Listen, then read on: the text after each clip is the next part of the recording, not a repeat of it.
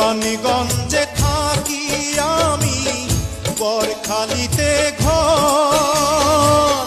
পিতার নাম আজিজ ব্যাপারী, আমার নাম ফজল রে। প্রাণ জুড়াইছে তো